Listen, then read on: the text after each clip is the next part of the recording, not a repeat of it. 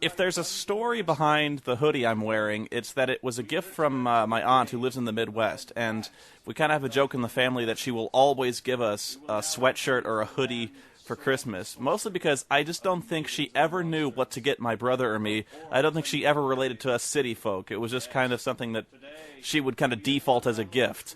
So I don't think she saw the flaw in the reasoning of getting a hoodie for two kids who live in Arizona, where it routinely reaches over 100 degrees in the summer. So that was the one and only time I've ever worn the hoodie. This game actually made me very angry as a kid, and it still makes me very angry because, one, it's one of the worst games ever made. It's notorious.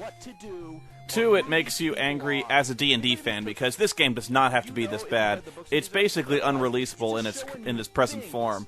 And at that age, all I could really play when it came to D&D was the video games.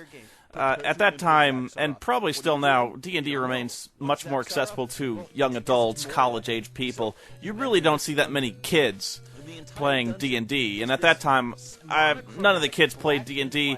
I didn't have that many friends, and what few friends I did have weren't really interested in playing D&D. They were more Magic-type players, which, ironically enough, is a good gateway game into D&D. But I just didn't have that many friends who played D&D until probably late in high school. So, I mean, video games were all I had, and I was big into it. I loved it, and so it was really frustrating when the games were almost always complete crap. I read the Lord of the Rings, loved those. I read the Dragonlance books, which was actually my favorite setting at the time, probably because I liked the characters. I loved the interplay between Flint and Tasselhoff Burrfoot. I read the first, 3 series of Dragonlance. They're some of the best fantasy novels around. So I really loved that. I was so excited to pick up a game based on Dragonlance. The whole concept of playing this whole huge party of characters was really enthralling to me, but it's just really basic. It doesn't work at all. And you can see for yourself how terrible the combat is. Check this out.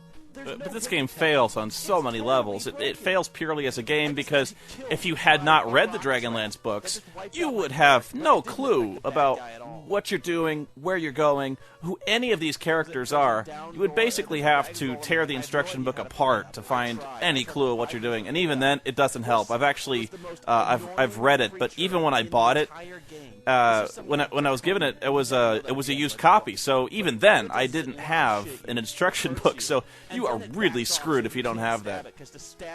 The most annoying monsters in the game are probably not the dwarves, actually, but these guys who consistently back up away from you. You can see how rough it is because they have a ranged attack you never do, except for like Riceland's magic missile, and then they have a death blow that hits you in the back. There's no way to dodge that. I always just fail to see why they were attempting to include like action elements and make it this into a side-scroller when it was much more suited to making it basically any other style of RPG you can imagine. For instance, the D&D games I used to play to get my D&D fix were the notorious or the infamous or whatever you want to call them, the gold box games that were on the PC. And those were about as simplistic a games as you could get. But the key was they were really fun to play, and they really did duplicate the experience of playing D&D. It actually played by D&D rules. Your characters, you would roll them up manually, they would play by D&D rules, combat followed D&D rules, so it really was a virtualization on the computer of playing D&D. So you really got this unique experience that was, or not unique, but authentic experience, that actually told a story. Although the funny thing was the gold box games were released on these little teeny floppy disks, so they actually couldn't include storyline in the games. What they did was they included a set of really big instruction books with the storyline entries printed inside.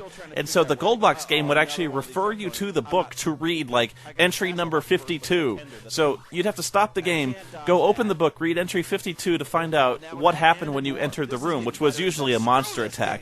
But for any kind of descriptions or heavy text screens, you'd actually have to go to a book.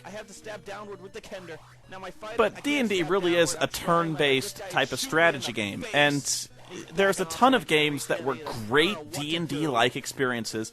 But yeah, they were all pretty much turn-based, the Gold Box games. Great series, and they had their own Dragonlance set. I also played the Ultima series of games, which were awesome. Just off the top of my head, there were even D&D licenses that handled this better, like the Eye of the Beholder series, Strahd's Possession. Those were after this. But the Bard's Tale, Might and Magic, things like that, those were the best ways to handle them, given the limitations of the system at the time. And they had simplistic graphics, they were really low res and stuff like that, but man, they handled it way better than this. I guess the only reasoning I can think of why you'd make a game like this is to not make it turn-based, to keep it, kind of action, and make it resemble somewhat The Legend of Zelda 2, which was a side-scroller actioner, and I think I see the resemblance with that game. It's nothing like it, in that you don't really level in this game, and the platforming elements are simply horrendous. But a major reason I got so upset at this game as a kid was because this is one of those rare games where you can actually die within like 2 seconds of powering up the game. As soon as you start, you get, remember that big pit I kept falling into? For some reason, when I first started this game, I was pretty young, but that pit fascinated me. I kept trying to find some way to get over that pit. I tried to go left and right, and that was essentially the game. I couldn't go left. My only option was right. And so every game up to that point, Super Mario, all that stuff, kind of expected you to go from left to right. So I thought, in my ignorance, that I had to go right. It never occurred to me to try the door that was right behind you, because I thought that was the door that took you inside. And I know I'm not really watching the video, but side note, that little sound effect that goes, that's still one of the funniest sound effects I think I've ever heard in a video game. I still do that for some reason. When I see people falling in a movie, I go,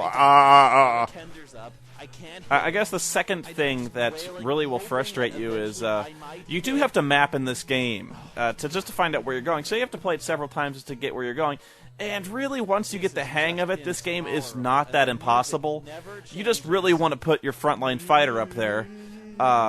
And once you get the fighting figured out, it's not that... It is bad, but it's not impossible. So once you figure it out, it's not too rough. It's just a trudge to get through here. It's just tedious. So you have to play this several times just to figure out the map. But the real bummer of this one to me also was when you know where you're going, when you finally have the map in front of you, you're pretty much done with this game. There's no point in playing this game any further because the game takes about 12 minutes to play through, beginning to end. So once you know where you're going, that's it. Which is doubly frustrating because you pay full price for this game, and it lasts 10 minutes. So even the other the gold box games would take you days to finish, or at least they took me days to finish. There was replay value in those games. This was just a waste of time.